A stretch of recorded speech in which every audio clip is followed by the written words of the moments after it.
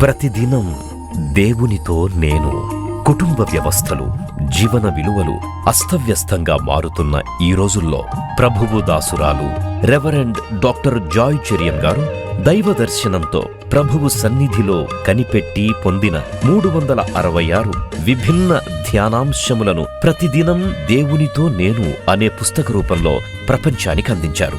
ఇది అనేకుల జీవితాలను ప్రభావితం చేసే ఒక విలక్షణమైన గ్రంథము. పరిశుద్ధాత్మ దేవుడు ఈ పుస్తకమును పఠించే ప్రతి ఒక్కరిని స్పృశించి శక్తితో నింపునుగాక. ఈ పుస్తకాలిప్పుడు అందరికీ అందుబాటులో ఉన్నాయి. ఈ నూతన సంవత్సరంలో దీనిని మీరు ధ్యానించండి, మీ బంధుమిత్రులకు ఆత్మీయ బహుమతిగా అందించండి. పుస్తక ప్రతుల కొరకు సంప్రదించవలసిన ఫోన్ నంబర్లు 9550504718 903075. పరిశుద్ధ నామమునకు స్తోత్రం చెల్లిస్తున్నాను. మేము ఏమై ఉన్నాం, అది కేవలం నీ ఉచితమైన కృప, నీవిచ్చిన ప్రతి విధమైన ఈవి కొరకు నీకు స్తుతులు స్తోత్రం చెల్లిస్తున్నాం. అన్నిటికంటే ముఖ్యంగా మీరు ఇచ్చిన ఈ రక్షణ కొరకు నిన్ను స్తుతిస్తున్నాను ప్రభువా. నైనా క్రైస్తవ జీవితం యొక్క మాధుర్యాన్ని అనుభవించడానికి మాకందరికీ మీరిచ్చే ఈ అవకాశాల కొరకు నీకు స్తోత్రం చెల్లిస్తున్నాను. కృపగల దేవ, యునైటెడ్ పీపుల్ ఫెలోషిప్ పరిచర్యను మీరు ఆశీర్వదిస్తున్నారు. అయినా దేవుని వాక్యం విస్తారంగా భూదిగంతముల వరకు తండ్రి అది వ్యాపిస్తుంది కనుక నీకు వందనాలు చెల్లిస్తున్నాను. ఈ పరిచర్యలో వాడబడే ప్రతి ఒక్కరిని కూడా ఆశీర్వదించండి, దీవించండి. అన్ని విభాగాల్లో పనిచేసే వారిని మీరు దృష్టిస్తున్నారు. నీకు వందనాలు చెల్లిస్తున్నాను. ఈరోజు కూడా నీ దాసరాలను శిలువ చాటున మరుగుపరుచుకొని నీ వాక్యం మాకు దయచేయమని ప్రార్థిస్తున్నాం తండ్రి. మరి ఈ భయంకరమైన దినాల్లో మేము ఉన్నాం తండ్రి. ప్రతి కుటుంబానికి ఒక మెలకువ దయచేయమని ప్రార్థిస్తున్నాం. పిల్లలు మరి ఇష్టం వచ్చిన త్రోవలకు వెళ్ళిపోతున్నారు, అయినా సాతానుకు ఎరగా మారుతున్నారు. ప్రతిదినం వార్తల్లో దుర్వార్తలే వింటున్నాం నాయన. ఎన్నెన్ని అపాయాలు, ఎన్నెన్ని అనర్థాలు, ఎన్నెన్ని అత్యాచారాలు తండ్రి, ఎన్ని అక్రమాలు, దొంగతనాలు ప్రభు, హత్యలు, ఆత్మహత్యలు, కీడుతో నిండిన ఈ లోకంలో మేము ఉన్నాము తండ్రి. ఆయన ఈరోజు మీరు మాతో మాట్లాడండి. కీడు నుండి ఎలాగ తొలగిపోవాలని, కీడును ఏ విధంగా తరిమి కొట్టాలని మాకు నీ వాక్యము ద్వారా నేర్పమని ప్రార్థిస్తున్నాను తండ్రి. మా అడుగులు ఎక్కడ కూడా జారకుండా కాపాడండి. గురి యొద్దకే పరిగెత్తడానికి సహాయం దయచేయండి. ఆయన నీలో స్థిరంగా మేము నాటబడాలి ప్రభువా. నామకార్థంగా కాకుండా తండ్రి, క్రీస్తులో వేరుపారి మేము స్థిరంగా ఉండాలని మేము ప్రార్థిస్తున్నాం తండ్రి. మాకు కృతజ్ఞత బుద్ధి దయచేయండి. నువ్వు చేసిన ఉపకారాలన్నిటికీ నిండు హృదయంతో నిన్ను స్తుతించడానికి ఆ మెలకువ మాకు దయచేయమని ప్రార్థిస్తున్నాను. భయభక్తులతో నిన్ను సేవించడానికి, భయభక్తులతో నీ రక్షణను మేము కాపాడుకోవడానికి మా కృప దయచేయండి. నీ యొక్క ఆత్మశక్తి మాకు ఒక్కొక్కరి దయచేయండి. సమస్యల్లో ఉండే వారి కొరకు నేను విజ్ఞాపన చేస్తున్నాను. వారి సమస్యల నుండి విడుదల దయచేయండి, ధైర్యం దయచేయండి, శక్తి దయచేయండి తండ్రి. విజయం దయచేయమని ప్రార్థిస్తున్నాను. సాతాను శక్తులన్నిటినీ మీరు తండ్రి అణిచివేయండి నాయన. బిడ్డలకు విజయం దయచేయమని, కీడు నుండి మమ్మల్ని తప్పించమని యేసు నామములో అడుగుతున్నాను తండ్రి. ఆమేన్. హల్లెలూయా. Praise the Lord. దేవునికి స్తోత్రం కలుగునుగాక. మరి ఒక అనౌన్స్మెంట్ ఉంది. విధవరాళ్ళ కొరకు అంటే విడోస్ రిట్రీట్ ఒకటి మనము ఆర్గనైజ్ చేస్తున్నాం. ఆగస్ట్ 8వ తారీఖు సెకండ్ సాటర్డే. ఆ రోజు ఒంటరి మహిళలు, మరి భర్త చనిపోయిన వారు, విడనాడబడిన స్త్రీలు, మరి అన్నీ ఉండిన కృంగిపోయిన స్త్రీలు, ఎవరు లేరనే భావం గల వారికి ఆహ్వానం. ఈ విఎస్టీలో ఇక్కడే జరుగుతుంది. ఉదయం 10 గంటల నుండి మధ్యాహ్నము 4 గంటల వరకు 2 సెషన్స్ ఉంటుంది. 2 వర్తమానం ఇస్తారు. సెకండ్ స్పీకర్ నేనే. మరి మొదటి స్పీకరు ఆమె భర్తను పోగొట్టుకున్న ఆమె ఎంతో సంతోషం, దేవునిలో ఎంతోమంది ఆత్మలను సంపాదిస్తుంది, సేవలో విరివిగా వాడబడుతుంది. ఎందుకంటే అనుభవము ఉన్నవారు మాట్లాడడం అది వేరుగా ఉంటుంది. ఆమె అనుభవిస్తుంది భర్త లేకుండా ఏ విధంగా మరి ఆమె జీవితాన్ని కొనసాగిస్తూ కృంగిపోకుండా తన కుటుంబాన్ని చూసుకుంటూ మరి ఆమె దేవుని సేవ కూడా చేస్తుంది. ఆ సహోదరి ఉదయకాలం మాట్లాడుతుంది. మరి నేను కూడా ఉంటాను, మీకు దేవుని వాక్యం నుండి మరి శక్తిని అందించడానికి నేను కూడా పాల్గొంటాను. దేవుని స్తోత్రం. మరి ఈ యొక్క విధవరాణులు అనడం నాకు ఇష్టం లేదు. దాని పర్యాయ పదం వెతికినాను. విధవరాణులకు పర్యాయ పదం ఏముంటుంది? విధవరాణుల మరి రిట్రీట్ అనడం కూడా నాకు ఇష్టం లేదు. ఎందుకంటే క్రైస్తవ మార్గంలో విధవరాణులు కాదు, ఎవ్వరు విధవరాండ్రు కాదు. నిన్ను సృజించిన వాడు నీకు భర్త. ఆయన పేరు మరి సర్వలోకానికి రక్షకుడు, ఇశ్రాయేలు పరిశుద్ధ దేవుడు, మరి విమోచకుడు, ఆయన సైన్యములకు అధిపత్యగు యెహోవా అని ఆయనకు పేరు. మరి విధవరాండ్లు ఎట్లయితాం కదా. కాబట్టి మరి ఆయన లోకరీతిగా భర్తను పోగొట్టుకుంటే విధవరాండ్లు అంటారు. మరి అట్టి వారికి దేవుని వాక్యము ఏ విధంగా వారిని ఆదరిస్తుంది అది మనం తెలుసుకోవాలి. విధవరాండ్లైనా మరి ఒంటరి మహిళలు ఉండి కూడా ప్రయోజనం లేకుండా ఎంతమంది స్త్రీలు పొంగిపోతున్నారు. మరి అన్నీ ఉండి వ్యభిచార పాపం ద్వారా భార్యను పిల్లలను వదిలిపోయిన భర్తలు ఉన్నారు, వారు విడిపోయిన కుటుంబాలు ఉన్నాయి. సో ఇలాగ ఇబ్బందుల్లో ఉన్నారు. కొందరు వివాహమే కాకుండా ఒంటరి జీవితం. అలాంటి వారికి ఒక మంచి రిట్రీట్ కండక్ట్ చేయాలని నాకు అలా ప్రేరణ కలిగింది. మరి మీకు అందరికి ఆహ్వానం. ఆగస్ట్ 8 సెకండ్ సాటర్డే ఉదయం 10 ఇక్కడికి వచ్చండి. మనకు మ్యూజిషియన్స్ ఉంటారు, అలాగే కాయిర్ వాళ్ళు ఉంటారు, పాటలు ఆరాధన ఉంటుంది, దాని తర్వాత వాక్య పరిచయం ఉంటుందని తెలియజేస్తున్నాను. మరి ఈరోజు దేవుని బిడ్డలుగా మనం, దేవుని ప్రజలుగా కీడును ఏ విధంగా తరిమి కొట్టాలి, how to drive away evil, ward off evil, కీడుతో నిండిన లోకం. ఈ ప్రసంగము నేను సిద్ధపడడానికి కారణం ఏంటంటే, నేను ఒక దర్శనం చూసినాను. ఒక పెద్ద కొండ చిలువ, అది బాగా లావెక్కి ఉన్నది, 500-600 కిలోలు ఉంటుంది. అది నేను చూస్తూ ఉన్నాను, అది నన్ను కూడా చూస్తుంది, కళ్ళు ఉరిమి ఉరిమి చూస్తుంది, కానీ నాలుక బయటేసి ఆడిస్తుంది, కానీ కదలలేకపోతున్నది. అంటే డిఫ్యూజ్ అయి ఉన్నది అన్నమాట. దానికి బలం ఉన్నది, మరి ప్రాణం ఉన్నది, కానీ కళ్ళు కూడా తిప్పుతున్నది, కానీ ఏమి చేయలేకపోతుంది. నాకు దేవుడు బలంగా మాట్లాడినాడు.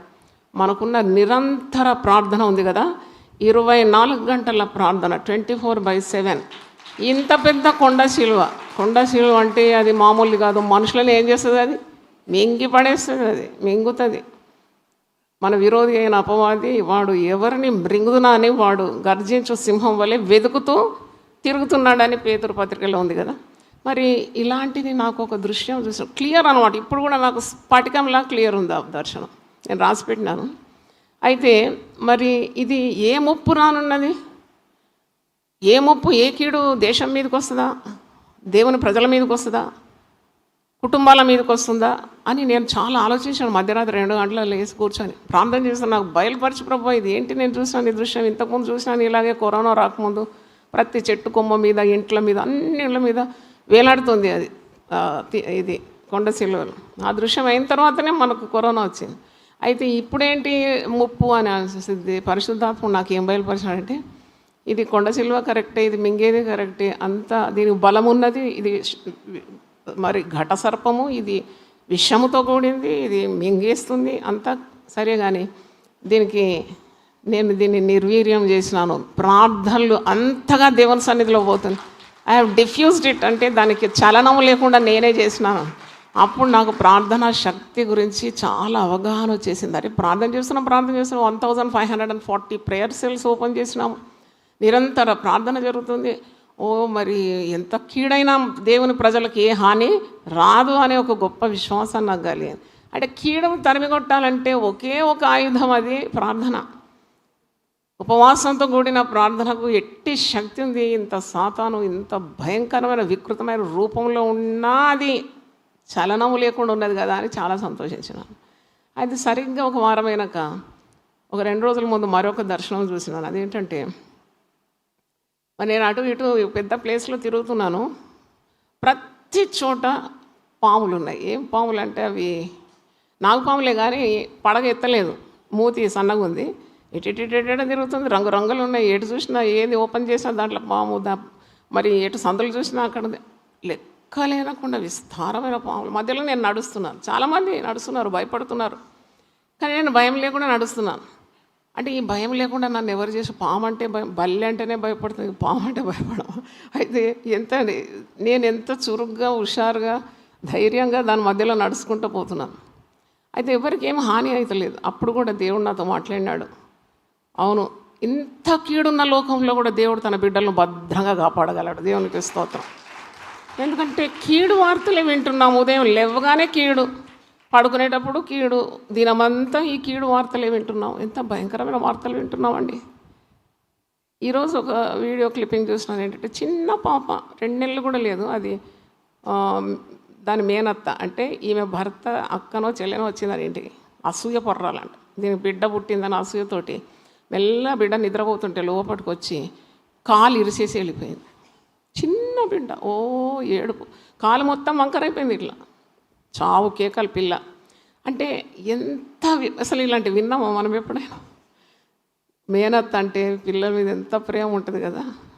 నాకు కూడా కోడళ్ళు, అల్లుళ్ళు, అన్నల పిల్లలు ఉన్నారు. ఎంత ముద్దుగా చూసుకుంటాను నేను. మరి ఇది ఎక్కడి సైతాన్ స్వభావం? చిన్న బిడ్డ కాలు ఇరిసేసింది. అంటే మరి మనం మొన్న రాజస్థాన్లో చూసినాం, 13 ఏళ్ళ పాప ఎంత మొగ్గ తొడిగింది అంతే, చూడ చక్కని బిడ్డ. అది స్కూల్కి పోయి వస్తుంటే అది డాడీ ఆ రోజు రావడానికి వీలు కాదంటే ఆటోలో వచ్చేస్తుంటే ఆటో వాడు చేసిన ఉదంతమంతా మీకు తెలుసు, నేను చెప్పే అవసరం లేదు. వాడు ఆ పిల్లని అమ్మేసి ₹1,00,000 అమ్మేసి 5 హోటళ్ళు మార్చి 32 మంది అత్యాచారం చిన్న బిడ్డ మీద. ఎంత మనస్సాక్షికి ఏమవుతుంది? నిన్న నేను షెరిల్తో మాట్లాడుతున్నాను. Sheryl, what is happening to this world అంటే ఇంత మనస్సాక్షి ఉండదా అంటే షెరిల్ చాలా మంచి రిప్లై ఇచ్చింది. మరి మనస్సాక్షి అంటున్నావమ్మా, కామానికి కళ్ళు ఉండవు కదా, అందుకే కదా కామాంధులు అంటారు. నాకు మంచిగా క్లిక్ అయింది, నిజంగానే కదా. కామం వచ్చినప్పుడు అదంతా తెలియదు, కామాంధులని అందుకే అంటారు. They become blind with passion. అంటే ఆ లస్ట్ నిండినప్పుడు వారికి చిన్న బిడ్డ, ముసలామె, యవనస్తురాలు ఏం కనబడదని ఆమె నాకు బోధిస్తుంది.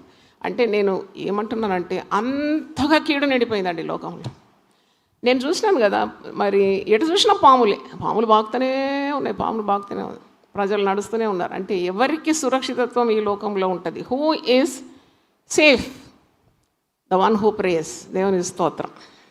One who is connected with God. దేవునితో బంధం ఉన్న వారికి ఈ లోకంలో సురక్షితత్వం ఉంది. తప్పకుండా కీడు వెంటాడుతూనే ఉంది. కీడు మీ బిడ్డలు వెంటాడుతూ మీకు తెలియదు, మిమ్మును వెంటాడుతూ మీకు. నిన్న ఒక దైవ సేవకుడు రోడ్ క్రాస్ చేశాడు, పాపం హౌస్ విజిటింగ్ పోతున్నాడు.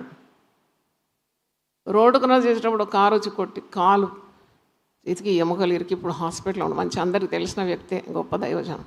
అంటే ఎంతగా కీడు ఉందండి ఈ లోకంలో. మరుక్షణం ఏమవుతుందో నీకు తెలియదు. కానీ మన నడక అవిశ్వాసపు నడక కాదు, విశ్వాసపు నడక. దేవుని స్తోత్రం. నీతిమంతులు విశ్వాసం మూలముగా బ్రతుకుతున్నారు. We are living by faith. అందుకే మనం భయపడకూడదు అనే పుస్తకం రాసినాం. 40 ప్రసంగాలు చక్కగా మరి రాసి అమర్చి పుస్తకశాలలో పెట్టాం. ఇప్పుడు అవుట్ ఆఫ్ స్టాక్, అది మళ్ళీ రీప్రింటింగ్ కొరకు ఎదురు చూస్తున్నాం. అంటే ఇవన్నీ మీకు అవకాశాలు. భయపడకుండా మీ యొక్క జీవితంలో ధైర్యంగా ఉండడానికి, దేవునికి దగ్గరగా ఉండడానికి ఉన్న అవకాశాలు అన్నమాట. కనుక మరి ఎవరు సురక్షితంగా ఉన్నారంటే దేవుని యందు విశ్వాసం గలవారు, దేవునితో సన్నిహితులు, దేవుని వాక్యము చదువుతూ ప్రార్థనలో ఉండి దేవునితో ఎడతెగని బంధం గలవారికి భయం లేదు. వాళ్ళకు ఒకవేళ కీడు వచ్చినా అది మేలుగా మారుస్తాడు దేవుడు. దేవునికి స్తోత్రం. యోసేపుకు ఎంత కీడు పనినారు కానీ ఆ కీడంతా మేలుగా మార్చేసినాడు. ఒక మాట సామెతల గ్రంథం 1:33 నేను చదువుతున్నాను.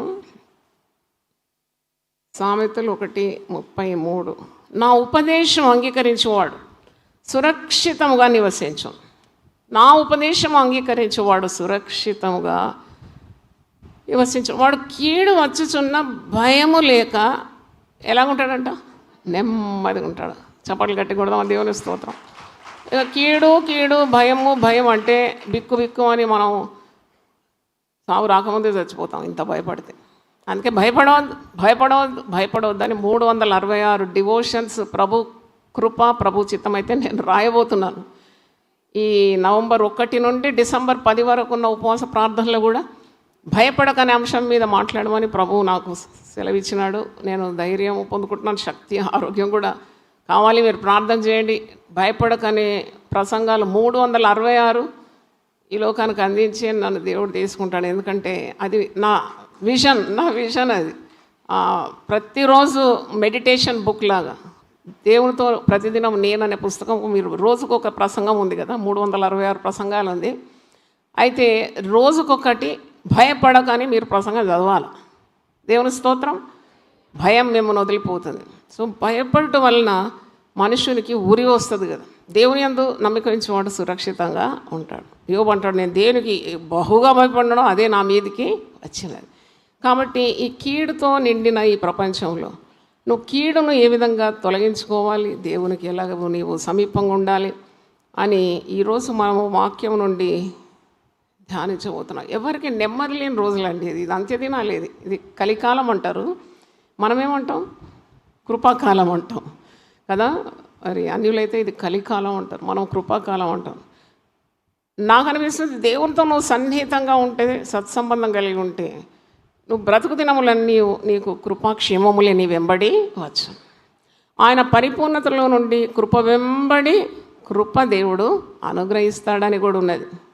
కనుక మరి మియాపూర్లోనంట ఒక స్త్రీ, ఇప్పుడు భార్యాభర్తలకు కూడా అనుమానాలు ఎక్కువైపోయినాయండి. అంటే మరి వాళ్ళు ఎప్పటి చెడు వార్తలు వింటూ ఉన్నారు కదా, విశ్వాసులు కూడా భయపడుతున్నారేమో. విశ్వాసులు ఏం భయపడే అవసరం లేదు, మనం అలాంటి పనులు చేయం. ఎందుకంటే క్రీస్తు రక్తమందు విమోచింపబడిన జనం మనం. దేవుని స్తోత్రం. లోకస్తుల పోకడ వేరు, మన పోకడ వేరు. ఏం భయపడే అవసరం లేదు. భార్యకు భయపడి భర్తకు భయపడి జీవితాలు పాడు చేసుకోకండి, మనకేం కాదు అలా. ఒక భార్య అంట భర్తను మరి ఆమె చంపి ఆ మృతదేహం తీసుకుపోయి ఏదో 12 కిలోమీటర్స్ దూరం ఎక్కడో అడవిలో పడేసేదండి. ఇది ఇక్కడే జరిగింది సిటీలో. ఇంకొక ఆమె భర్తను చంపి ముక్కలు చేసి ఉడకబెట్టి మళ్ళీ మిక్సీలో వేసి రుబ్బిందట. ఓ నాయనో, ఇదేంటి నేను వినేది. ముక్కలు తెలుసు, మరి ఉడకబెడతానని కూడా వార్తలు విన్నాను, కానీ మిక్సీలో వేసి రుబ్బడం నేను ఎప్పుడు వినలేదు నాయన. ఇంకెన్ని వార్తలు ఈ చెవుల్లో వినాలి. నా రోజు పొద్దున్న లేవగా నా చెవులు పట్టుకొని ప్రార్థన చేస్తున్నాను, దేవా ఈ చెవుల్లో ఈ గింగురు అని వార్తలు వినకుండా నాకు సహాయం దయచేయి, కీడు చూడకుండా నా కన్నులను కూడా నీవు తప్పించమని ప్రార్థన చేస్తున్నాను. అంత కీడండి లోకంలో. So more prayer more power. ప్రార్థన ఎక్కువగా చేయాలి. Never neglect your prayer life. ఆశ్చర్యం ఏంటంటే, నేను పరలోక ప్రార్థన ధ్యానిస్తూ ఉన్నప్పుడు పరలోక ప్రార్థనలో యేసు ప్రభు ఎంత చక్కగా నేర్పించినాడు. అది ప్రతిరోజు ప్రతి విశ్వాసి పలకాలి. ఏదో చిలక పలుకుల్లాగా మనసు ఎక్కడో పెట్టుకొని పెదవులు కదిలిస్తూ పలికేది కాదు. అది దైవ భయంతో పలకాలి పరలోక ప్రార్థన. చాలామంది భక్తి ఎక్కువైపోయి పరలోక ప్రార్థన ఏంటి మనం పలికేదాన్ని. పరలోక ప్రార్థనలో నిగూఢమైన గుప్త నిధులు ఉన్నాయని నేను చెప్పగలను. దేవునికి స్తోత్రం. అది యేసు ప్రభు నేర్పించిన ప్రార్థన. 13వ వచనంలో మత్తయి 6:13 ఇలాగంటాడు, మమ్మల్ని శోధనలోకి తేక దుష్టుని నుండి తప్పించు. ఎంత మంచి ప్రార్థన. How beautiful that prayer, how powerful that prayer is. శోధనలో పడకుండా కాపాడు. No one can save. You are very strong. We can not fall into temptation. జీవితాంతం సాతానుడు నిన్ను శోధిస్తూనే ఉంటాడు. ఎప్పుడు దుష్టుడు నిన్ను మరి పట్టుకుంటాడో నీకే తెలియదు. అందుకే ఈ ప్రార్థన ప్రభు నేర్పించినాడు శిష్యులకు. మమ్మల్ని శోధనలోకి తేక దుష్టు నుండి నీవు తప్పించు. మనకు జ్ఞానం కావాలి అంటే కూడా అడగాలి. కీడు తప్పించుకోవడానికి ఉన్న జ్ఞానం కావాలి కదా. బుద్ధిమంతుడు అపాయం వచ్చట చూచి తాగుతాడు, తెలివి లేనివాడు కూడా అపాయంలో పడతాడు. నీకు తెలుసు ఈ ఫలాన్ని పాపం చేస్తే దీని పర్యవసానం ఏంటో. పాపము ప్రతి ఒక్కరిని కూడా ప్రేరేపిస్తుంది, ప్రతి ఒక్కరిని కూడా మభ్య పెడుతుంది, భ్రమ పెడుతుంది పాపం. కానీ దేవుని భయం గలవాడు ఆ పాపం యొక్క ఎండ్ ఏంటి ఆలోచిస్తాడు. What is the end of committing this sin? దీని పర్యవసానం ఏంటి? నేను నష్టంలోను, నాశనంలోను, కీడులోను, అవమానంలోను, దెబ్బలకు కూడా, కటకటపాలు కూడా చేస్తుంది. కాబట్టి అట్టి జోలికి పోరు. వాక్యం అనే వెలుగు వారి హృదయంలో ఉన్నది కాబట్టి. అందుకే యాకోబు మరి 3వ అధ్యాయము 4 నుండి 10 వచనాలు మీరు చదివితే, మీరు రాసుకోండి, లేకుంటే మళ్ళీ యూట్యూబ్ వేసుకొని వినండి సరిగా. యాకోబు 3:4 నుండి 10 వచనాలు మీరు చదివితే, పైనుండి వచ్చే జ్ఞానము కావాలని యాకోబు తన పత్రికలో అంటున్నాడు. కోరుకోవాలంట, నాకు పైనుండి వచ్చే జ్ఞానం కావాలి, విచక్షణ నాకు కావాలి, వివేచన నాకు కావాలి. I have to understand what is right and what is wrong. ఏవి కావాలి, ఏవి పోవాలి, ఎలా మాట్లాడాలి, ఎలా మాట్లాడకూడదు. ఈ కీడుతో నిండిన ప్రపంచంలో పరిశుద్ధత ఎలా పాటించాలి, విశ్వాసాన్ని ఎలా కాపాడుకోవాలి, రక్షణను ఏ విధంగా కాపాడుకోవాలి. పౌలు భక్తుడు ఎఫెసీలకు రాస్తూ ఎఫెసీ పత్రిక 6వ అధ్యాయం నుండి 10-11 వచనాలు మనం చూసినప్పుడు 6వ అధ్యాయం 10 నుండి కొన్ని వచనాలు మీరు చూస్తే ఆయన దుష్ట శక్తులతో పోరాడాలి. మీరు పోరాడేది శరీర మాంసములతో కాదు, శరీరాలతో కాదు, సాతానుతో వాని అనుచరులతో సహా ఆ సమూహంతో, ఆ దుష్ట సమూహంతో, ఆకాశ మండలం అందలి దురాత్మ సైన్యములతో మీరు ఏం చేస్తున్నారు? పోరాడుతున్నారు. అందుకే మీరు ఆపద్దినమందు అపవాదిని ఎదిరించడానికి మీరు సిద్ధంగా ఉండాలని ఆ సర్వాంగ కవచం యొక్క భాగాలన్నీ వివరిస్తాడు. రక్షణ అనే శిరస్త్రాణం, నీతి అనే మైమరు, కుడి చేతిలో వాక్యం అనే ఆత్మఖడ్గం, ఎడమ చేతిలో విశ్వాసం అనే డాలు, నడుముకు సత్యం అనే దట్టి, పాదములకు సమాధాన సువార్త వలనైన సిద్ధ మనసు అనే జోడు. సువార్త చెప్తూనే ఉండాలి. కీడు ఎంతగా ఉంటే అంతగా వెలుగు అవసరం. చీకట్లు తడుములాడుతుంది జనాంగం, కాళ్ళు ఎక్కడ పెడతామో తెలియదు. మా బంధువుల్లో ఒక అతను పెళ్ళైన కొత్తలో, ఎవరు కాదు, మతయ్య పాస్టర్ గారి చెల్లెలు వివాహం అయిందట. వివాహం వద్దు, నేను సేవకు పోతాను, నేను వివాహం వద్దు, సేవకు పోతాను. చూడ చక్కనిది ఆమె. అయితే అందరు బలవంతంగా ఆమెను పెళ్లి చేసినారు. పెళ్లి చేసిన మరి ఆమె గర్భవతి కూడా అయింది. 6 నెలలకి ఆమె భర్త చేను చాలా పెద్ద పచ్చదనం కదా, అక్కడ టార్చ్ కొట్టుకొని అక్కడ అడవి పంది వచ్చి అంత డిస్టర్బ్ చేస్తుంది, గడ్డలు అవన్నీ ఊడబెక్కుతుంది, ఆ చేను అంతా పాడు చేస్తుందని టార్చ్ తోటి ఒక కట్టెని తీసుకొని వెళ్తున్నాడు చూస్తానే. అది పోయిపోయి ఆయన ఒక నాగుపాము మీదనే కాలేసినాడు, చూడకుండా. వెంటనే కాటేసింది. కాటేగా నురుగులు కట్టి చనిపోయినాడు. ఆమె కుమారుని అన్నది. కుమారుడు 18 సంవత్సరాలు వచ్చినప్పుడు ఆ కుమారుడు కూడా చనిపోయినాడు. అది టైఫాయిడ్ ఏదో వచ్చింది. చివరికి ఆమె ఏం చేసింది తెలుసా? సేవకే వచ్చింది. అంటే దేవుని చిత్తం ఆమె పట్ల నెరవేరింది. ఆమె దాదాపు 60 సంవత్సరాలకు పైగా, ఆమె చనిపోయింది 96 సంవత్సరాల వయసుకు చనిపోయింది. ఎప్పుడు మందు ముట్టలేదండి. మందు అనేది ఆమె శరీరంలో లేదు, అంత విశ్వాసరాలు. అయితే ఆమెకు ఇన్ని కీడులు ఎందుకు వచ్చినా మనం అనుకుంటాం. భర్త చనిపోగానే అయ్యో ముండం మోసింది అంటాం, విధవరాలు అంటాం. కానీ దేవునికి ఆమె పట్ల ఒక పెద్ద ప్రణాళిక ఉండింది. తర్వాత కుమారుడు కూడా చాలా అందగాడు, 6 అడుగుల ఎత్తు, ఎంత అందగాడు వాడు. కానీ వాడు చనిపోయినాడు. అప్పుడు ఆమెకు అర్థమైంది, కుటుంబ జీవితం కాదు దేవుని చిత్తం నా పట్ల, నేను దేవుని సేవ చేయాలి. తిరిగి ఆమెను మఠంలోకి పంపించినారు. పెంటికాస్టల్ మిషన్ వాళ్ళది. అక్కడికి వెళ్ళిపోయింది. ఆమె చనిపోయేంత వరకు 60 సంవత్సరాలు సేవ చేసింది. అంటే కీడు మనము చూసి భయపడే అవసరం లేదు. కొన్నిసార్లు మన జీవితంలో కీడు రావచ్చు. నేను చెప్తా కదా, నాకు కూడా నా పెద్ద కుమార్తె చనిపోయినప్పుడు ఇది కీడే అనుకున్నాను. కీడు కాదు ఇది, అది శిక్షణ, అదొక దెబ్బ. ఆ కీడు ద్వారా మేలు నాకు కలిగింది. నన్ను దేవుడు సేవలోకి పిలుచుకున్నాడు కదా. యోసేపును ఎక్కడ వేసినారు? గొయ్యిలో వేసినారు అన్నదమ్ములందరూ కలిసి. ఆ గొయ్యి నుండి ఎక్కడికి వచ్చినాడు? ఫరో రాజ్యం అంతటికి ఆయన అధికారి అయినాడు. కొన్ని కీడు మన జీవితంలో వచ్చిందని ప్రజలన్నా, అది నువ్వనుకున్నా, తను ప్రేమించే వారికి అనగా తన సంకల్పం చొప్పున పిలువబడిన వారికి సమస్తము మేలు కొరకు సమకూడి జరుగుతుంది. దేవునికి స్తోత్రం. ఆ కీడును కూడా దేవుడు మేలుగా మార్చగలడు. భయపడే అవసరం లేదు. కీడు వస్తుంది అంటే కీడే రానే వస్తుంది. కీడు నాకంతా మేలు అవుతుంది. నా దేవుడు నా చెయ్యి పట్టుకుని ఉన్నాడు, నాకు తోడుగున్నాడు. ప్రతి కీడులో నాకు ఒక మేలు దాగి ఉందని అంటే నీ విశ్వాసం అంత స్థాయికి ఎదగాల. లేకుంటే ప్రతిదాన్ని భయపడతావు, నీ నీడను చూసే భయపడిపోతాను. కాబట్టి ఇలాంటి గట్టి విశ్వాసికి చాలా అవసరం. విశ్వాసపు నడక అంటే ఇప్పుడు చూడండి, యబ్బేజు ప్రార్థన చేస్తాడు కదా. మొదటి దినవృత్తాంతం 4వ అధ్యాయం 10వ వచనంలో ఉంది యబ్బేజు ప్రార్థన. 4 లైన్ల ప్రార్థన అంతే, పెద్ద ప్రార్థన చేయలేదు. 4 వరుసలు. ఏమని ప్రార్థన చేసినాడు? దేవా, నిశ్చయంగా నీవు నన్ను ఆశీర్వదించు, నీ చెయ్యి నాకు తోడుగా ఉండాలి, నా సరిహద్దులను నువ్వేం చేయాలి? విశాలపరచాలి, కీడు రాకుండా నన్ను నీవు తప్పించమంటాడు. తప్పించు నన్ను కీడు రాకుండా. ఈరోజు ప్రసంగం పేరేంటి? కీడును తరిమి కొట్టుట. ఎట్లా తరిమి కొట్టాలో మీకు తరబీదిస్తున్నాను. వచ్చే కీడు, పొంచి ఉన్న కీడు అంటారు కదా కొందరి జీవితాల్లో, కీడు పొంచి ఉండిందని. ఆ పొంచి ఉన్న కీడు కూడా నీకు దేవుడు బయలుపరుస్తాడు. దాన్ని నువ్వు తరిమి కొట్టేస్తావు. ఏ కీడు నీకు రాదు. 6 బాధలు నీకు కలిగిన 7వ బాధ వచ్చినా నీకు ఏ కీడు తగలదు. దేవుని స్తోత్రం. చప్పలు గట్టి కొట్టి దేవుని స్తోత్రిద్దాం. హల్లెలూయా. నీకే కీడు తగలదు.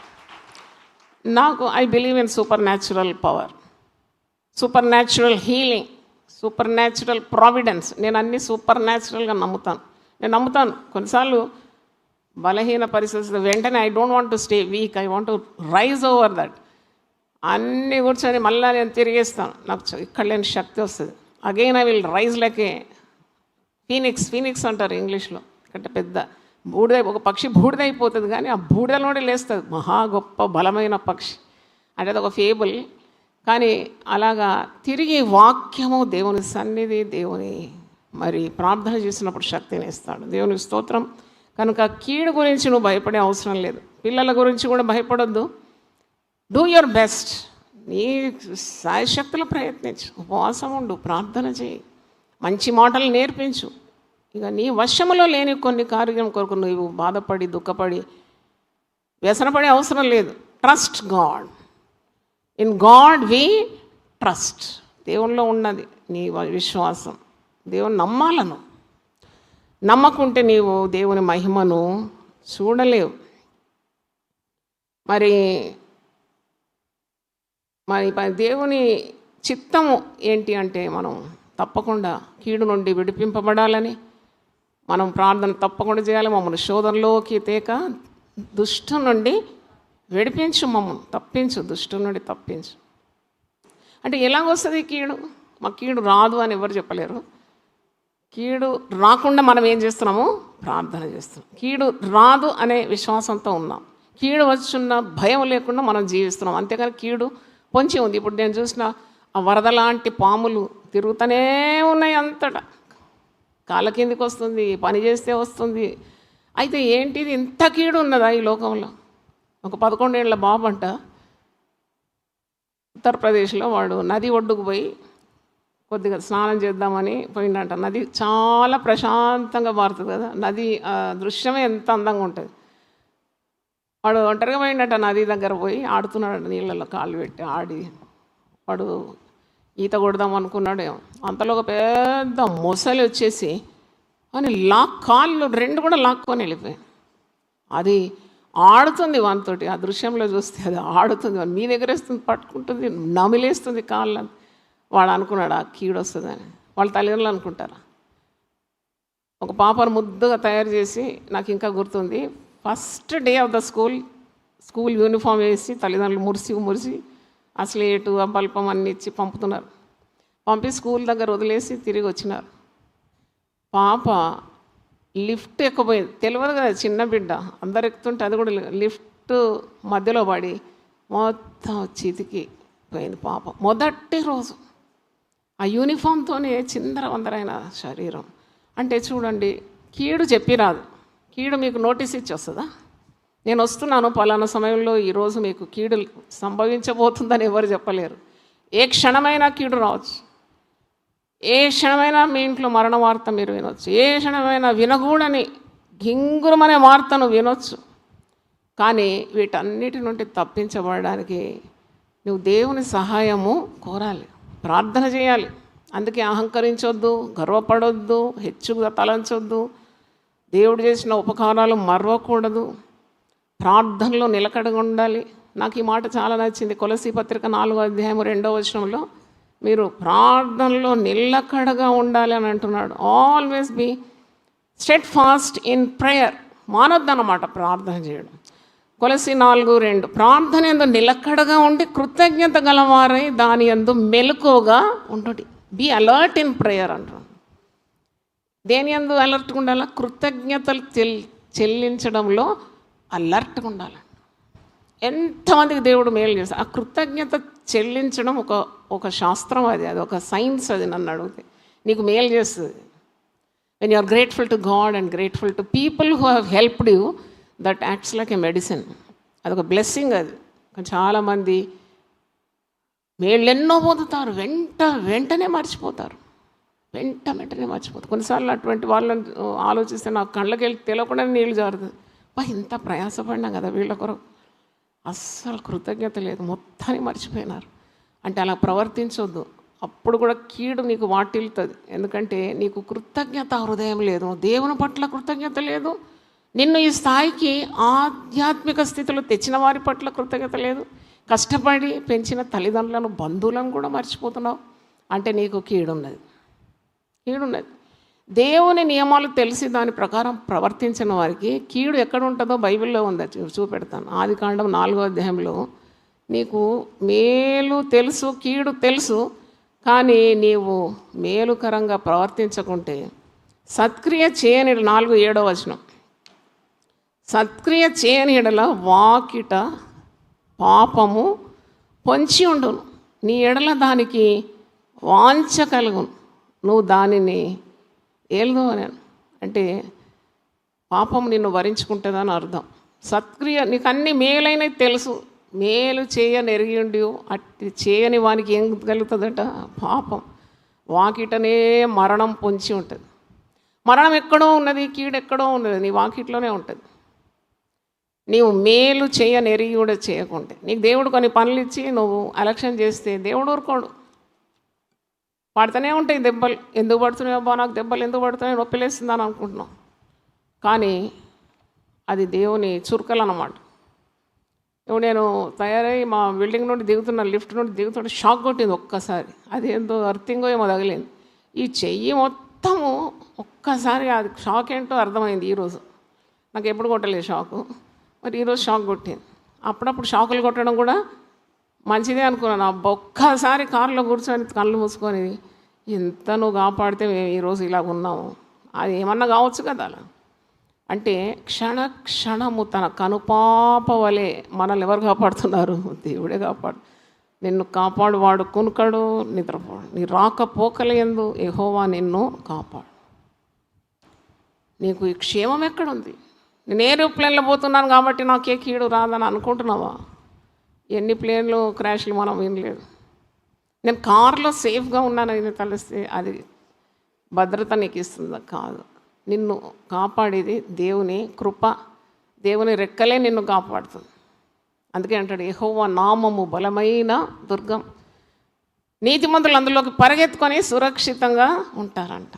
నాకు అనిపిస్తుంది, ఇంత సంఘం యునైటెడ్ పీపుల్ ఫెలోషిప్లో మీకు విశ్వాసంలో ఎదగడానికి ఎన్ని పుస్తకాలు తయారు చేసినామో, మరి మీరు ఎంతమంది చదువుతున్నారో నాకు తెలియదు. నాకు ఒక దగ్గర పోయినప్పుడు కొద్దిగా వెయిట్ చేయాల్సి వచ్చింది. నేనైతే ఆ నామంలో పుస్తకం తీసుకొని కొన్ని 100 నామం చదివినప్పుడు నాకు ఎంత ఆత్మశక్తి కలిగిందంటే, సమయం వేస్ట్ చేయకుండా దేవుని నామములను ధ్యానిద్దామని ధ్యానించుకుంటూ పోయినా. నా పని కూడా తొందరగా అయిపోయింది. దేవుని స్తోత్రం. అంటే నీకు వాగ్దానాల పుస్తకం, నామములు, ఆదేశాలు ఇప్పుడు చెప్తున్నాను, ప్రతి బుధవారం చెప్తున్నాను ఆదేశాలు. 750 వరకు రీచ్ అయినాం. ఇంకా 250 అయితే వీళ్ళు కంప్లీట్ 1000. దేవుని స్తోత్రం. అంటే ఇన్ని పుస్తకాలు మీకు ఆధ్యాత్మికమైన జ్ఞానం కొరకు మరి దేవుడు మీకు అనుగ్రహించిన గొప్ప ఆశీర్వాదం అనే చెప్పాలి. అయితే నేను తొందరగా మీకు ఒక 10 కార్యాలు చెప్పాలనుకుంటున్నాను. కీడును ఎలాగ మీరు తరిమి కొట్టాలి, మీరు ఏ విధంగా కీడుకు దూరంగా ఉండాలి. మరి మార్గాలు ఉన్నాయి, పరిశుద్ధ గ్రంథంలో ఉంది. How to ward off evil. నీకు కీడు వస్తుందని తెలుసు, కానీ నువ్వు ఆ కీడును తప్పించుకోవాలి. నీకు తెలుసు నీ పిల్లలు ఇదే మార్గంలో పోతే తప్పకుండా కీడులో పడతారని తెలుసు. నీకు తెలుసు నీ పిల్లల పైన పెట్టు, వారు దేవుళ్ళు లేరు అంటే తప్పకుండా సాతాను వారిని దిగమిగుతాడని తెలుసు. నీకు తెలిసి నువ్వు ఊరుకుంటే ఎలాగో? నువ్వు ఎత్తి పట్టుకొని వాక్యం ఎత్తి పట్టుకోవాలి, ప్రార్థనలో ఉండాలి, ఉపవాసం ఉండాలి. నా పిల్లలు సత్యం అనుసరించి నడుచుకుంటే వినుట కంటే ఎక్కువైన సంతోషం నాకు లేదు, అంతకంటే సంతోషం లేదు అని అంటున్నాడు యోహాన్. అంటే వారు ఏ విధంగా ఈ లోకరీతిగా వర్ధిల్చున్నారో వారు ఆత్మలో కూడా ఏం కావాలి? వర్ధిల్. అంతవరకు నువ్వు ప్రయాసపడాలి, అంతవరకు నీవు అడగాలి దేవుణ్ణి. అడుగు ప్రతివానికి ఇవ్వబడునట. దేవునికి స్తోత్రం కలుగును కాక. కాబట్టి నీవు నీ కుటుంబం మీదకి వచ్చే కీడును తరివేస్తూ ఉండాలి. అయితే ఒకరోజు అంటే కొన్ని సంవత్సరాల ముందు నేను దూరం ప్రయాణం చేస్తున్నాను, అయ్యగారే డ్రైవ్ చేస్తున్నాడు. నేను అనుకుంటా కొత్త కోట ఎక్కడనో మీటింగ్, బెననైట్ చర్చ్ వాళ్ళు ఇన్వైట్ చేస్తే అక్కడ ఓపెన్ ఎయిర్ మీటింగ్, స్త్రీలది 3 రోజుల రిట్రీట్ ఉంది. అయితే మీకు తెలుసు కదా, నేను ఎవరు డ్రైవ్ చేసినా అలర్ట్గా ఉంటా. రాత్రిపూట డ్రైవ్ చేస్తే పెద్ద దయ్యాల్లాగా వస్తుంది, భూతాల్లాగా లారీలు వచ్చి మన మీద పడినట్టు అనిపిస్తుంది. ముందే నిద్ర మత్తు ఉంటుంది కదా. అయితే హాయిగా డ్రైవ్ చేస్తే మాత్రం హాయిగా చంటిబీడ నిద్రపోతా. హిస్ డ్రైవింగ్ ఇస్ పర్ఫెక్ట్, పక్కా అన్నమాట. అయితే ఒకరోజు చూసిన వర్షం వస్తూ ఉంది, డ్రైవ్ చేస్తున్నాడు. అయితే డ్రైవ్ చేస్తుంటే పాఠం నాకు దేవుడు నేర్పించింది. అంటే దానికి చినుకులు పడుతుంటేనే అది దాన్ని ఏమంటారు, వైపర్స్ వేసేసిండు అయ్యగారు. అయితే ఆ చినుకులన్నీ అటు ఇటు పోతున్నాయి. అది ఎప్పుడు చూసేదే కానీ ఆ రోజు చూస్తే నాకు కొత్తగా అనిపించింది. ఇదేంటబ్బా ఇట్లా చూడు, పడతా ఉంటే తొలగిస్తాడు, పడతా ఉంటే తొలగిస్తాడు. ఈ విధంగానే కదా జీవితంలో కీడు కనుక కీడు, ప్రమాదాలు, మరి అక్రమాలు ఇవన్నీ కూడా మనం ఎదుర్కోవాల్సి వస్తుంది. కానీ ఈ ప్రార్థన అనే వైపర్ ఉంటే దీన్ని ఏం చేస్తుంది, అటు ఇటు చదివే మంచి ఆత్మీయ పాఠం నేర్చుకున్నాను. కనుక ప్రతిదినము ప్రార్థన చేయడం, prayer should become your habit. When prayer becomes your habit, miracles will become your life style అంట. దేవునికి స్తోత్రం, హల్లెలూయా. ప్రార్థన ఒక అలవాటుగా మారిపోవాలి. అంటే ప్రార్థనకు ఒక నిశ్చితమైన సమయం ఉండాలి, ఒక గంట సేపు దేవుని సన్నిధిలో గడుపుతావు. కానీ దినమంతా ప్రార్థన మోడ్లో ఉండడం నేను అలవాటు చేసుకున్నాను. It has become my habit అన్నమాట. ఎక్కడ 2 నిమిషాలు కూర్చున్నా వెంటనే కళ్ళు మూసుకొని దేవుడు చేసిన కార్యాలను ఆలోచిస్తూ దేవుని స్తుతించడం, దేవుణ్ణి అడగడం, మీ అందరి కొరకు విజ్ఞాపన చేయడం నా లైఫ్ స్టైల్ అయిపోయింది, నా హ్యాబిటే అయిపోయింది. అంటే దానివల్ల ఎన్నో ప్రయోజనాలు, జవాబులు కూడా నేను చూడగలిగినాను. దేవునికి స్తోత్రం. అంటే అంతగా నువ్వు దేవునితో అటాచ్ అయి ఉన్నావు అన్నమాట. యూఆర్ ప్లగ్డ్ ఇన్ గాడ్, హల్లెలూయా. అయితే మొదటిది ప్రార్థన ఎల్లప్పుడూ నిలకడగా చేయాలి. అందుకే కొలసి 4:2 ప్రార్థనలో నిలకడగా ఉండండి, కృతజ్ఞతాస్తుతులు చెల్లించడంలో మీరు మెలకువగా ఉండండి. రెండవది మీకు చెప్పినాను, సర్వాంగ కవచం ధరించుకోవాలని. అంటే ఇది దుష్టుని తంత్రములను మనం ఎదుర్కోవడానికి మనకు అన్ని సర్వాంగ ఆయుధాలు ఇచ్చినాడు. అంటే పసిగట్టడానికి, ఎదుర్కోవడానికి, ఎదిరించడానికి. అందుకే రక్షణ శిరస్త్రాణం అంటే ఏంటి అంటే హెల్మెట్ ఆఫ్ సాల్వేషన్. హెల్మెట్ ఉంటే తలకు గాయాలు రావు, పడినా కానీ గాయాలు రాకుండా భద్రపడు. నీతి అనే మైమరు అంటే సాతానుడు గుండెకు సూటిగా కొడతాడు. గుండె హృదయం అన్నిటికంటే మోసకరమైనది, ఘోరమైన వ్యాధి కల.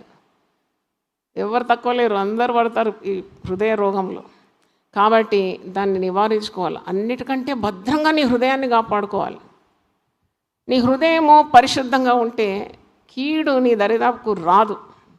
ఎందుకంటే దేవుని అనుమతి కావాలి కదా, తన బిడ్డలను ముట్టుకోవడానికి అనుమతి కావాలి. యోబు చుట్టూ, యోబు కుటుంబం చుట్టూ, యోబు ఆస్తి చుట్టూ ఏం వేసినాడంటే దేవుడు కంచె వేసి కాపాడినాడు. దేవునికి స్తోత్రం కలుగును గాక. ముట్టుకోవాలంటే ఎవరు అనుమతి కావాల్సి వచ్చింది? దేవుని అడుగుతుంది అనుమతి. అది అంటే దేవుని దాటుకుంటూ ఏ కీడైతే నీకు రాదు, దేవుని సెలవు కావాలి. కాబట్టి సత్యం అనే దట్టి అంటున్నాడు కదా, నీలో అబద్ధం ఉండకూడదు, సత్యానికి విరోధంగా అబద్ధం ఆడకూడదని వాక్యంలో. ఇప్పుడు దట్టి ఎందుకు కట్టుకుంటారంటే నడుము బలం. నీలో సత్యం ఉన్నప్పుడే నీకు బలం ఉంటుంది నిలబడడానికి, సాతానుతో పోరాడడానికి.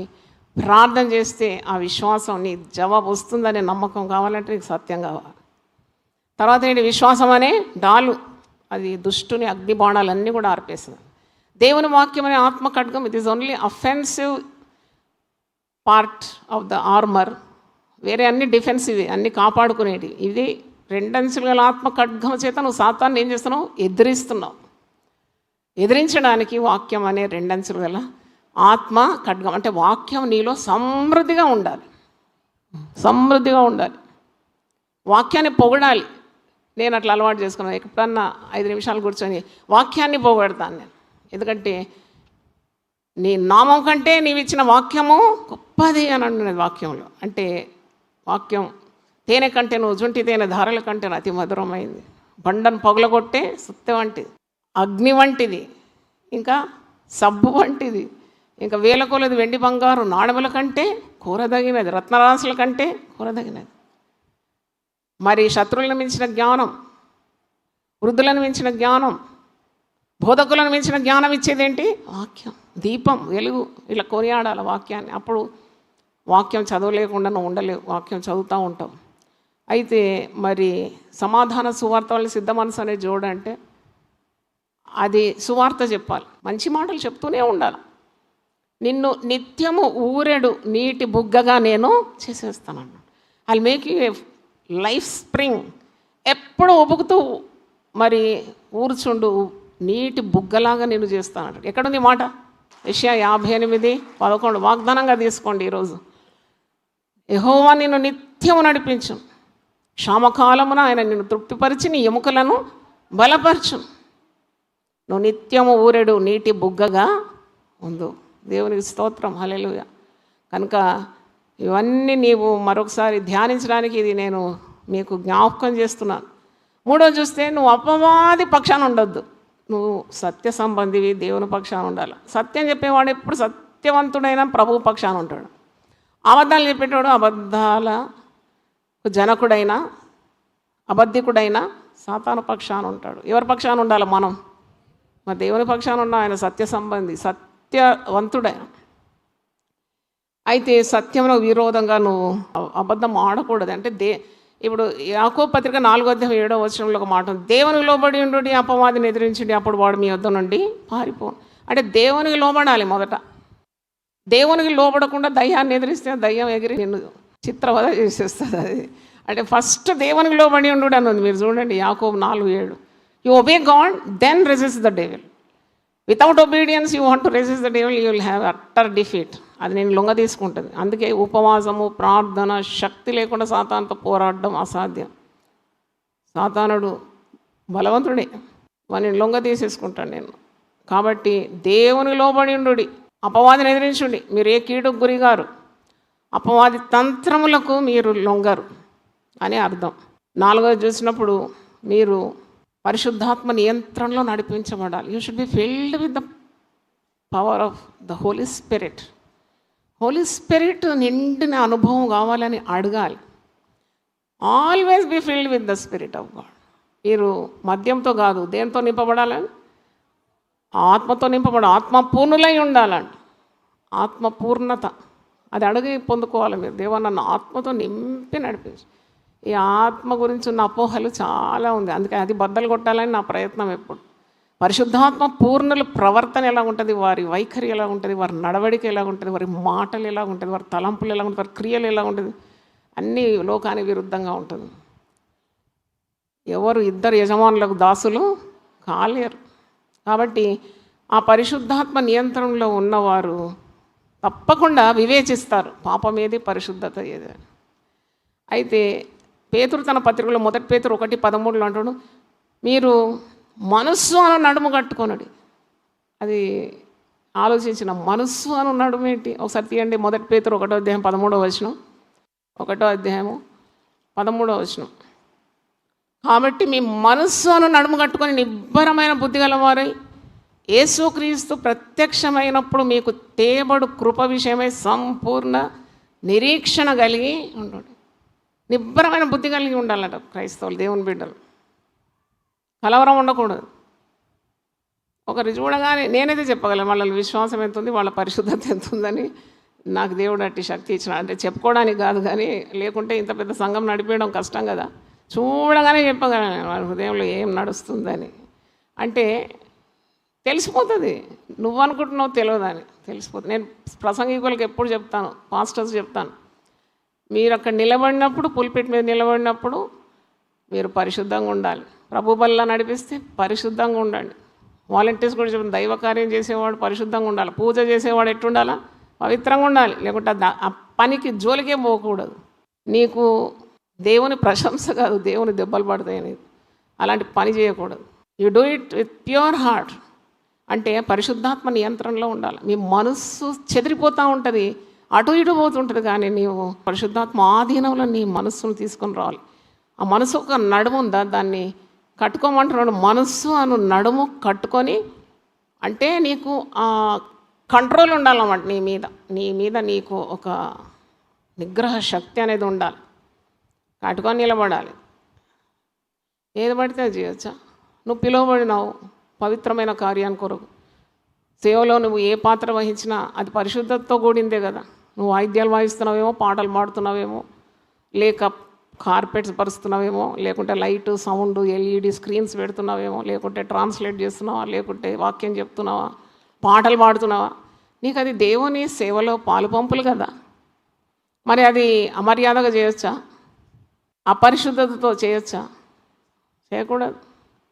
ప్రభు బల్ల దగ్గర ఉన్నప్పుడు కూడా వణకాలి. నన్ను అడిగితే ప్రభు బల్ల నడిపించేవారు కూడా పరిశుద్ధంగా దైవ భయం కలిగి ఉండాలి. ఎంత భయభక్తులతో మత్తయి పాస్టర్ ప్రభు బల్ల నడిపించినాడో నాకు గుర్తొచ్చింది. భయభక్తులతో సమీపించాలి. అది శరీరం, అది క్రీస్తు శరీరం, క్రీస్తు రక్తానికి సాదృశ్యంగా ఉంది. అది లేనిపోని కీడు తెచ్చుకోకూడదు. కొందరు సేవ చేసి దేవుని శిక్ష అనుభవిస్తారు. నీకు దేవుని యందు భయభక్తులు లేకుంటే దూరం ఉండు. దేవునికి ఏం ప్రజలు నష్టమైనారా? నీకు దూరం ఉండి స్టే అవే. నువ్వు చేసేందుకు శిక్ష పొందుతావు. దాంట్లో పాలు పంపులు చేస్తూ నువ్వు ఎందుకు శిక్ష శాపం పొందుకుంటావు? నీకు ఆ భయభక్తులు లేకుంటే స్టే అవే అంటున్నా నేను. సేవకు దూరంగా ఉండండి. ఏం అవసరం లేదు. ఇక్కడ ఎవ్వరు లేకున్నా, ఎవరు చేసినా, ఎవరు చేయకున్నా, నేను లేకున్నా, అది కూడా చెప్తున్నా, నేను ఉంటేనే నడుస్తుందని నేను అన్నాను. నేను రేపు ప్రభు ఈ రాత్రి నన్ను తీసుకున్న యూపీఎఫ్ ప్రభు రాకడ వరకు నిలిచి ఉంటుంది. దేవుని స్తోత్రం. I have that confidence. దేవుడు నాటిన మొక్కను ఎవరు కూడా పెరికివేయలేరు. This is planted by God. ఆ కాన్ఫిడెన్స్ నాకు ఉన్నది. ఈ సేవ ఎప్పుడు నిరంతరం ఉంటుంది. ఎందుకంటే అలాంటి పునాది వేసినాం కాబట్టి దేవుని సేవలో పాలు పొందడమే నీ భాగ్యం అని ఎంచాలి, కానీ నసుకుతూ విరక్తితో చేయకూడదు. Put all your effort for God's work. Put all your effort for your family. నువ్వు ఏ పని నీ చేతులకు చేయడానికి నీకు దేవుడు ఇచ్చిన ఏ పనైనా ఏ శక్తి వంచన లేకుండా చేయి. దేవునికి మహిమ చెల్లించాలి. అంటే మనల్ని చెయ్యమన్న పని చేయకుంటే అది పాపమే కదా. నీకు సత్క్రియ చేయాలని తెలుసు, నువ్వు చేయడం లేదు. నీ వాకిట ఏం పొంది ఉంటుంది? పాపం. ఆ పాపం వల్ల వచ్చు జీతం ఏంది? మరణం. అదే కీడు. నీకు చేయాలని తెలుసు, మేలు చేయడానికి నీకు తెలుసు, దేవుడు నేర్పించినాడు నీకు. చదివిన వాక్యం. మీరు విసుకక మేలు చేయుదురేమి, తగిన కాలమందు మీరేం కోస్తారు? పంట. కాబట్టి మీ మనస్సును నడుము కట్టుకొని నిబ్బరమైన బుద్ధి గలవారు యేసుక్రీస్తు ప్రత్యక్షమైనప్పుడు మీకు తేబడు కృప విషయమే సంపూర్ణ నిరీక్షణ కలిగి ఉండు. ఎన్ని చెప్పినాను ఇప్పుడు? 4 చెప్పినాను. అంటే కీడును నివారించుకోవడానికి ఉన్న పద్ధతులు. 5వ చెప్తున్నాను. అంటే మీరు కీడును కీడుతో జయించొద్దు. పరిశుద్ధ గ్రంథంలో ఒక మాట ఉంది, ప్రతి కీడును కూడా నువ్వు దేంతో జయించాలంట? మేలుతో కీడును జయించాలి. రోమీలకు రాసిన పత్రిక 12వ అధ్యాయం 21వ వచనం చూడండి. కీడుకు ప్రతి కీడు ఎవరికి చేయకూడదు, అట్టివానికి కీడు ఇంటి నుండి తొలగిపోదు. ఎప్పుడు కీడే వాటిల్తుంది వానికి. కానీ ఆ కీడును జయించడానికి ఉన్న మేలు, నీవు ఆ మేలుతో కీడును జయించాలి. రోమా 12:20-21 చదువుతాం. కాబట్టి నీ శత్రువు ఆకలికొని ఉంటే అతనికి భోజనం పెట్టుము, దప్పికొని ఉంటే దాహంకిము. అలాగ చేయటం వలన అతని తల మీద నిప్పులు కుప్పగా పోయిదువు. కీడు వలన జయింపబడక మేలు చేత కీడును జయించం. ఒక కీడు ఉన్నది, ఆ కీడును మేలుతో జయించాలి. ఇంకా పౌలు తెస్సలోని పత్రికలో కూడా ఉంది. తొందరగా చదివి ముగిద్దాం. తెస్సలోని పత్రిక 1 తెస్సలోని 5:21 చదువుతున్నాను. సమస్తమును పరీక్షించి మేలైన దాన్ని చేపట్టుడి, ప్రతి విధమైన కీడునకును దూరముగా ఉండుని. ప్రతిదీ పరీక్షించాలంట. ప్రతిదీ పరీక్షించాలంట. పరీక్షించకుండా గబుక్కున దేన్ని అనుసరించొద్దు, అంగీకరించొద్దు. సమస్తం పరీక్షించి నీవు కీడుకు దూరంగా ఉండాలి. కీడును తరిమి కొట్టాలంటే కీడును పోయి పట్టుకోవద్దు. పరీక్షించి మేలైన దాన్ని ఏం చేయాలి? చేపట్టాలి. ప్రతి విధమైన కీడుకు దగ్గరగా కాదు, నువ్వు ఎలా ఉండాలి? దూరంగా ఉండాలి. నీకు తెలుసు పలాని సహవాసంలో నాకు కీడు రాబోతుంది, పలాని వ్యక్తితో నేను మరి దగ్గరగా ఉండి స్నేహంతో ఉంటే తప్పకుండా ఏదో కీడు నాకు వస్తుంది అని నీకు దేవుడు బయలుపరిస్తే వెంటనే కట్ ఆఫ్, దూరం ఉండాలి, ప్రార్థన చేయాలి అంతే. ఎందుకంటే నీవు ఇరకాటంలో పడతావు, వాడు చేసిన నేరానికి నీవు బాధ్యతలు అవుతావు. ఎప్పుడు కూడా పరీక్షించాలంట. 1 తెస్సలోని 3:3 చూద్దాం. 2 తెస్సలోనియన్స్ 3:3.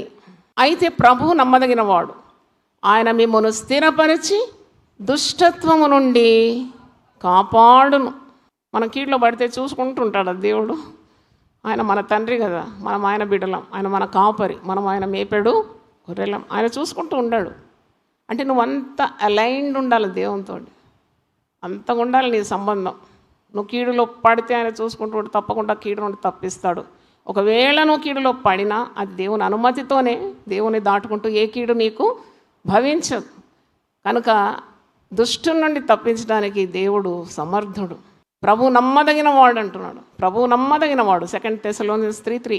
ప్రభు నమ్మదగిన వాడు, ఆయన మిమ్మల్ని స్థిరపరిచి దుష్టత్వము నుండి కాపాడు. అంటే మళ్ళీ ఆ రోజు చూడండి, కీడుకు దూరంగా ఎలా ఉండాలి, కీడును తరిమి కొట్టాలి, కీడు నుండి తప్పింపబడాలంటే మనకు ఎప్పుడు కూడా క్షమించే గుణం ఉండాలి. ఫర్గివింగ్ స్పిరిట్, క్షమించే గుణం. అంటే ఏది కూడా చేదు నీలో నిల్వ ఉండకూడదు. నిల్వ నీరులో అన్ని పురుగులు, విష సర్పాలు కూడా దాంట్లో పుట్టలాగా పెరిగి వ్యాపిస్తుంది కదా. అంటే అలాగ ఉండకూడదు. పారే నీళ్ళు ఎంత స్ఫటికంలాగా ఉంటుంది, ఎంత పరిశుద్ధంగా ఉంటుంది. కానీ ఇలాగ వ్యసనం పెట్టుకోవద్దు అన్నమాట. నీకే కీడు చుట్టుకుంటుంది, ఉచ్చు చుట్టుకున్నట్టు మెడకు. నువ్వు చేసిందే నీ వెంబడి వస్తుంది. నువ్వు మేలు చేస్తే మేలు నీకు వెంబడిస్తుంది, మేలు చుట్టుకుంటుంది. నేను కీడే చేసినావు అంటే కీడు నేను వెంటాడుతుంది, వాకిట్లోనే పొంచి ఉంటుంది. అంటే మేలు చేయాలన్నా కీడు చేయాలన్నా? అప్పుడు మేలైనది ఎరియండి నువ్వు చేయక కీడే చేసినావు అంటే నీకు ఏం పొంచి ఉంటుంది? పాపం. కీడే నిన్ను వెంటాడుతుంది అన్నమాట. It will chase you, drive you to destruction. అందుకే నీ హృదయము అన్నిటికంటే ముఖ్యంగా భద్రం కాపాడుకోవాలి. దాంట్లో కోపము, అసూయ, అల్లరి, విద్వేషము, రోషము, పౌరుషం అదంతా పెరిగి పెరిగి పెరిగి నేను ముంచేస్తుంది, వటవృక్షం అయిపోతుంది. అందుకే చేదైనా వేరు ఏదైనా మీలో మొలిసిందంటే దాన్ని ఏం చేయాలి? అప్రోప్రియేట్ అంతే. వద్దు, నాకు ఇది నన్ను ముంచేస్తుంది, నన్ను దేవుని నుండి దూరం చేస్తుంది, సాతాను వశంలో నేను పడిపోతాను, నరక పాత్రుని అవుతాను, శిక్షకు పాత్రుని అవుతాను, నాకు వద్దు, ఇది చేయదొద్దు. వెంటనే క్షమించడం నేర్చుకోవాలి. అసలు నిన్నటిది కూడా ఈ రోజుకు నువ్వు గుర్తుపెట్టుకునే అవసరం లేదు. తరతరాలను జ్ఞాపకం చేసుకోవద్దు, ఎప్పుడు చేసుకోవద్దు అలా. Just God has forgiven your debts, also you forgive others wrong doings. అంటే మంచి మాట అంటాడు, అది మీకు చూపెడతాను. ఎఫెసీ పత్రిక 5వ అధ్యాయంలో ఉంది కదా ఆ మాట. మీరు సూర్యుడు అస్తమించే లోపల మీకున్న ఆ అసహనం కానీ, ఆ క్షమించని స్వభావం కానీ, కోపం కానీ తొలగించుకోవాలి. ఎఫెసీ 5:26 కోపపడుడి కానీ పాపం చేయకూడి, సూర్యుడు అస్తమించు వరకు మీ కోపము నిలిచి ఉండకూడదు, అపవాదికి చోటు ఇయ్యకూడి. అంటే వెంటనే మర్చిపోవడం, వెంటనే క్రీస్తు కలిగిన మనస్సు కలిగి ఉండడం. తిరిగి చిరునవ్వు నీ ముఖం మీద. కొందరు ముఖాలు చూస్తే ఎట్లుంటాయి తెలుసా? ఎంత పట్టు చీర ఖరీదైన కట్టుకున్నా చుట్టుకున్నా కానీ మూతి మాత్రం రాక్షసులాగా ఉంటుంది అమ్మ. ఎందుకంటే గుండె నిండుగా చేయదు. అంత ఖరీదైన చీర కట్టి ఏమైనా ముఖం మీద కాంతి లేదే, లాభమేంటి నీ బ్రతుకు? ప్రార్థన చేయాలి, నీ ముఖ కాంతి నా మీద ప్రకాశింపని దేవా. ప్రతిసారి ముఖం కట్టినప్పుడు నేను ఈ మాట చెప్తా. ప్రతిసారి నీళ్ళు చేసి ముఖం మీద వేసుకున్నప్పుడు ఈ మాట పలుకుతా తప్పకుండా. దేవా, నీ ముఖ కాంతి నా మీద ప్రకాశింపజే. నాలో చేదు ఉండొద్దు, నాలో పాపం ఉండొద్దు, నా గుండె నిండా నీకు అయిష్టమైన కార్యాలు ఉండకూడదు. శుద్ధి చేయి, రక్తంతో కడుగు కడుగు కడుగు కడిగి కడిగి కడిగి పరిశుద్ధం చేయి. మరి నా హృదయం నిండిన దాన్ని బట్టే నా నోరు ఏం చేస్తుంది? మాట్లాడుతుంది. ప్రతి విధమైన కీడుకు నన్ను దూరం ఉంచని ప్రార్థన చేయాలి. దేవునికి స్తోత్రం. ఇంటిలో గొడవైనా కానీ, భార్య భర్తల మధ్యలో ఉన్న జరగడం కూడా. పిల్లలు ఎందుకు పాడవుతున్నారండి? మీరు ఆలోచించండి. ఒక దగ్గర కూర్చొని, ఒక చెట్టు నీడ కూర్చోండి, లేకుంటే ఇంట్లో ఒక మూల కూర్చొని ఆలోచించండి. పిల్లలు ఎందుకు మాట వింటలేరు, ఎందుకు దారి తప్పుతున్నారు, ఎందుకు చెడు ప్రవర్తన కలిగి ఉన్నారు? కీడది, ఇంటి కీడది. మీరు సీరియస్గా తీసుకోకుంటే మీరు అవ్వ చూసినట్టు హంతకులను చూస్తారు. మీరు take it seriously what I'm telling you. అవ్వ మాట వినలేదు, తినొద్దన్న పండు తిన్నది 3వ అధ్యాయంలో. 4వ అధ్యాయంలో ఏం చూసింది? అది కీడ కదా. 4వ అధ్యాయంలోనే తన ప్రియ కుమారుడు, నీతిమంతుడైన హేబేలు, తన కుమారుడు, కడుపున పుట్టిన కుమారుడు చావు చూసింది.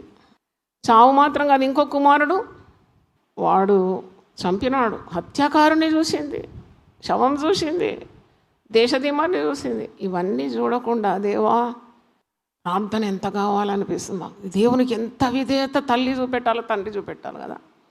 మనం ఎప్పుడు కోరుతాం మన కుటుంబం బాగుండాలి, మా కుటుంబంలో పిల్లలందరూ నేను చెప్పినట్టు వినాలి. మరి నువ్వు వింటున్నావా దేవుని మాట? నువ్వేడ వింటున్నావు? నీ జీవితమే ఒక డూప్లికేట్ జీవితం, వేషధారి జీవితం. దేవుని దృష్టిలో సరిగా లేవు. నువ్వు చేస్తూనే ఉన్నావు పాపం. ఇప్పుడు పాపం చాలా పెరిగిపోయింది. జాగ్రత్త జాగ్రత్త జాగ్రత్త జాగ్రత్త అని 3 సార్లు చెప్తున్నాను దేవుని దాసరాలు. వ్యభిచారము గాలిలోనే ఉంది, గాలిలో నువ్వు శ్వసించే గాలిలో ఉంది వ్యభిచారం. అంత తాండవం ఆడుతుంది, కుటుంబాలను అన్నిటిని వినాశనం చేసేసింది. పరిశుద్ధత లేకుండా ఎవ్వడు దేవుణ్ణి చూడలేడంట. దేవుని కార్యాలు కావాలా, మా కుటుంబంలో ఆశ్చర్య కార్యం కావాలా, ఘన కార్యాలు కావాలంటే అది కాదు. కీడే చూస్తావు. ప్రార్థన చేయాలి, ప్రతినిత్యం కడగబడాలి. ప్రభా, ఎన్నిసార్లు స్నానం చేస్తాం మనం?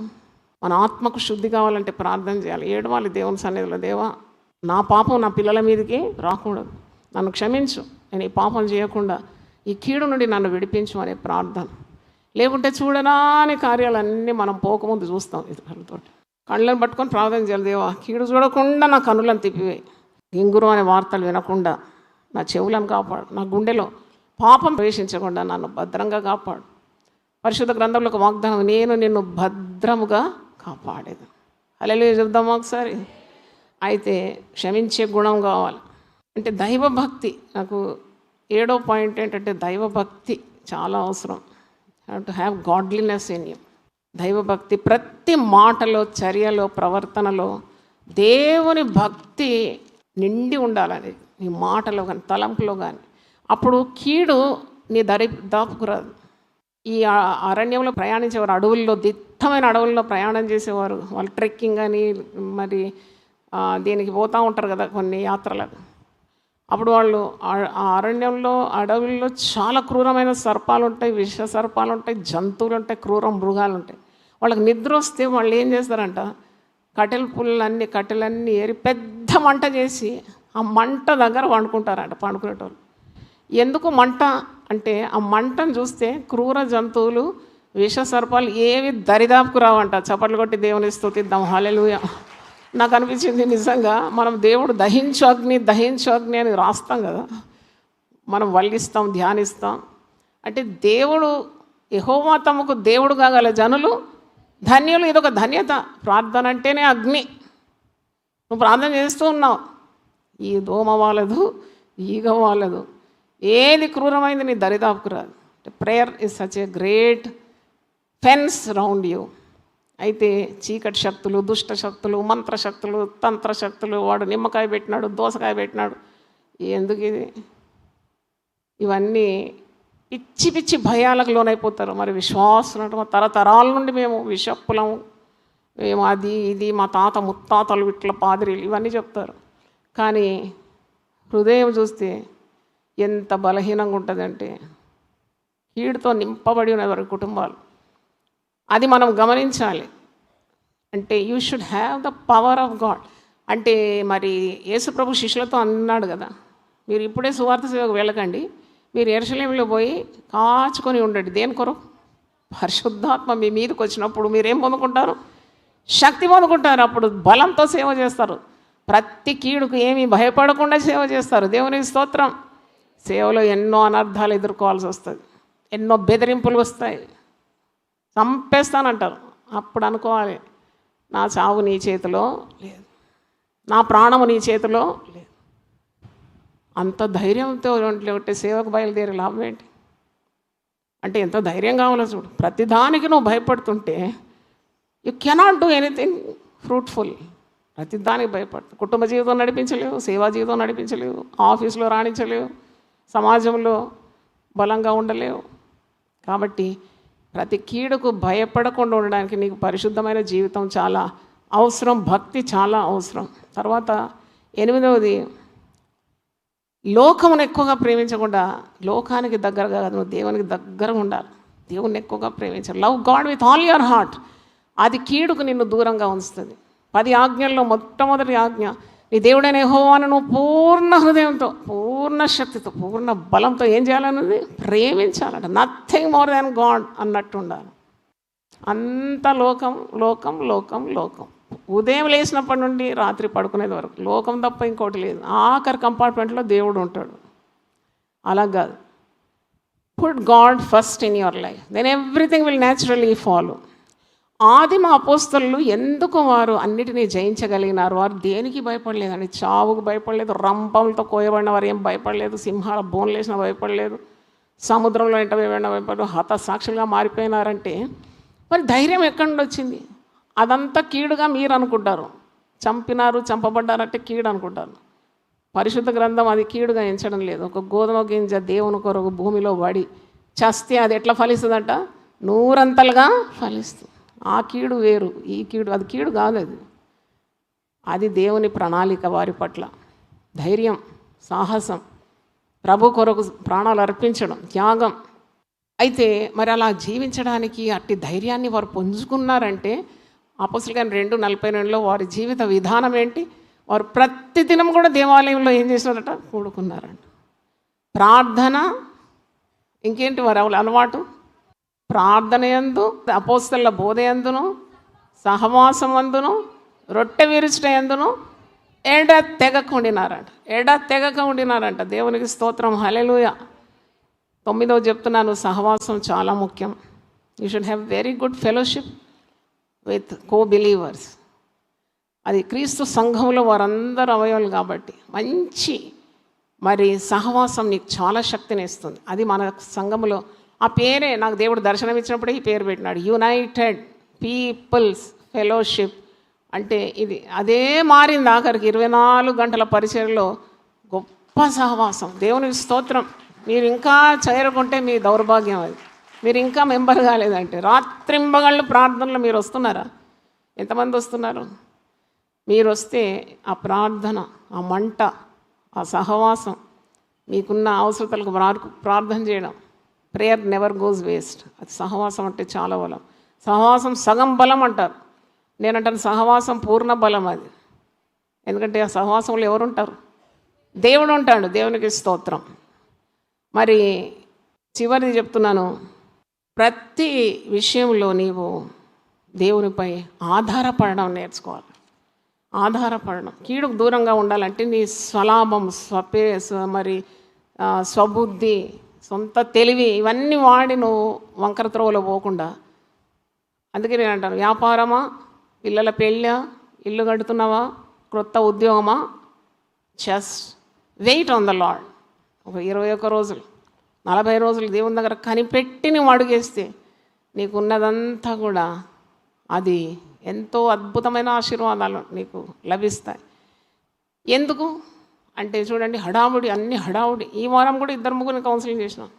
సిస్టర్ మాకు వచ్చే వారంలో పెళ్ళి కావాలి, నేను అటువంటి పెళ్ళి యూపీఎఫ్లో చేయమని 3 ప్రకటనలు కావాలా, 21 రోజులు నువ్వు కనిపెట్టి ప్రార్థన చేయాలి.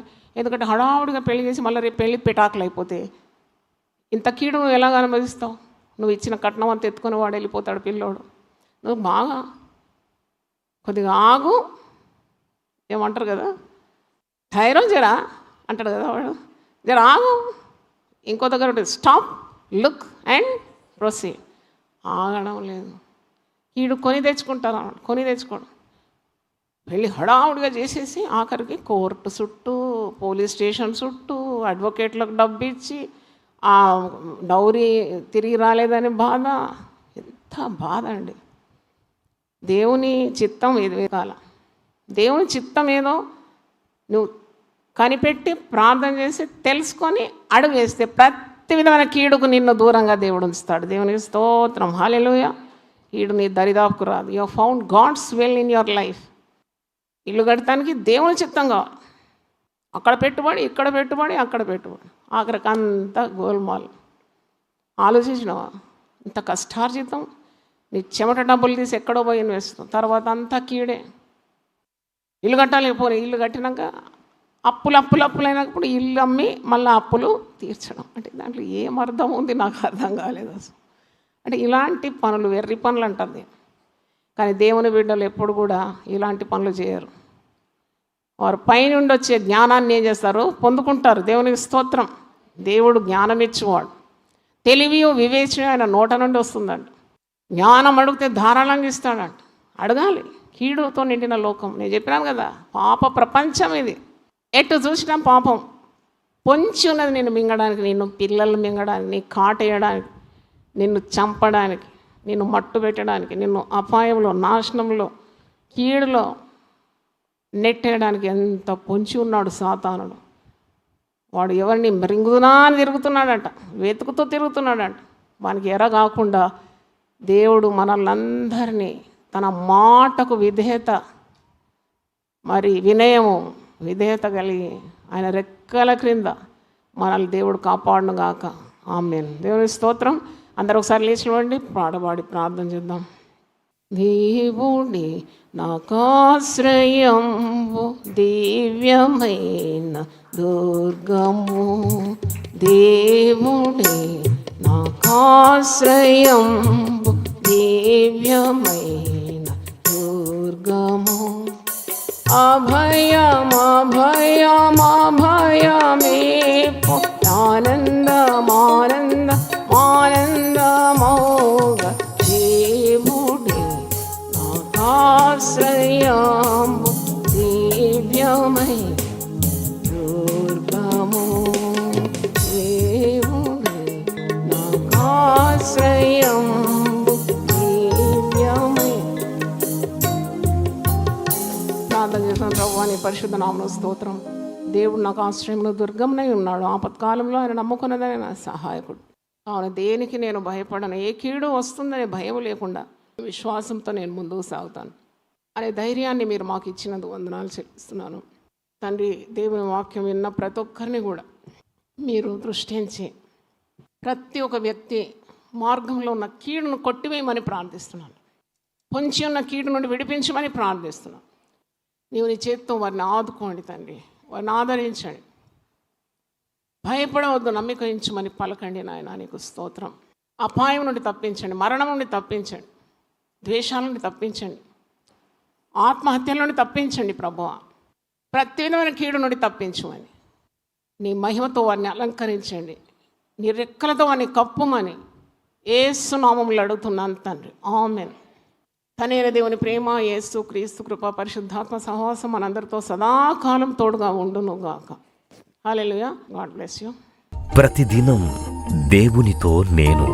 కుటుంబ వ్యవస్థలు, జీవన విలువలు అస్తవ్యస్తంగా మారుతున్న ఈ రోజుల్లో ప్రభువు దాసురాలు రెవరెండ్ డాక్టర్ జాయ్ చెరియన్ గారు దైవ దర్శనంతో ప్రభువు సన్నిధిలో కనిపెట్టి పొందిన 366 విభిన్న ధ్యానాంశములను ప్రతిదినం దేవునితో నేను అనే పుస్తక రూపంలో ప్రపంచానికి అందించారు.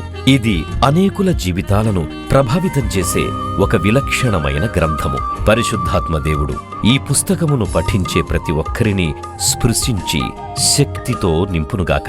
ఈ పుస్తకాలిప్పుడు అందరికీ అందుబాటులో ఉన్నాయి. ఈ నూతన సంవత్సరంలో దీనిని మీరు ధ్యానించండి, మీ బంధుమిత్రులకు ఆత్మీయ బహుమతిగా అందించండి.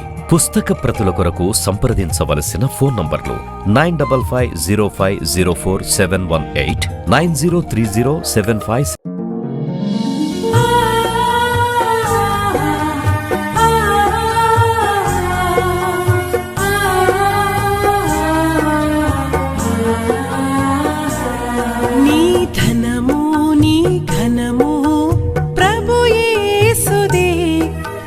దశమా భాగమునీయ వెనుదీతువా. నీ ధనము నీ ఘనము ప్రభు యేసుదే. నీ దశమా భాగమునీయ వెనుదీతువా. ధరలోన ధనధాన్యములనీయగా కరుణించి కాపాడి రక్షింపగా. ధరలోన ధనధాన్యములనీయగా కరుణించి కాపాడి రక్షింపగా. పరలోకనాదుండు నీకీయగా మరి యేసు కొరకీయ వెనుదీతువా. పరలోకనాదుండు నీకీయగా మరి యేసు కొరకీయ వెనుదీతువా. నీ ధనము నీ ఘనము ప్రభు యేసుదే. నీ దశమా భాగమునీయ వెనుదీతువా.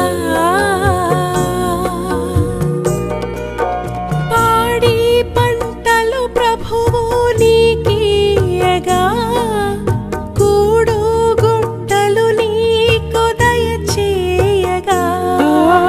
పాడి పంటలు ప్రభువు నీకీయగా కూడు గుట్టలు నీకు దయచేయగా.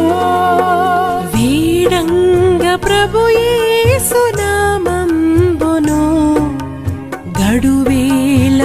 ప్రభుకీయను క్రైస్తవా వేడంగ ప్రభు యేసు నామమును గడువేల ప్రభుకీయను క్రైస్తవా నీ ధనము నీ ఘనము ప్రభు యేసుదే నీ దశ